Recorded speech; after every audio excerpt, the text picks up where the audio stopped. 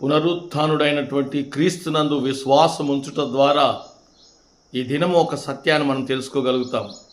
2వ రాజుల గ్రంథము 4వ అధ్యాయంలో 27 నుంచి 37 వచనాల్లో ఉన్నటువంటి సునేమిరాలు అయినటువంటి ఆ స్త్రీ ప్రవక్త అయినటువంటి ఎలీషాను తను పిలుచుకున్నప్పుడు, తన బిడ్డ విషయాన్ని తెలియజేసినప్పుడు, గేహాజీని మొదటగా పంపినప్పుడు ఆ బిడ్డ తిరిగి లేవలేదు. కానీ స్వయంగా ప్రవక్త అయినటువంటి ఎలీషానే వెళ్ళి ఆ బిడ్డ మీద పండుకొని దేవునికి స్తోత్రించి ఆ బిడ్డను లేపగలిగినాడనే సత్యాన్ని మనం తెలుసుకోగలుగుతాం.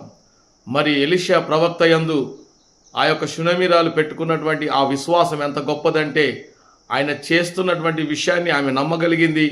ఆ పునరుత్థానుడైనటువంటి క్రీస్తు యొక్క సత్యాన్ని ఇక్కడ ఆ బిడ్డ ద్వారా తెలియచేసి మరణించినటువంటి బిడ్డను తిరిగి జన్మింపజేసి ఆ తల్లికి అందజేసినటువంటి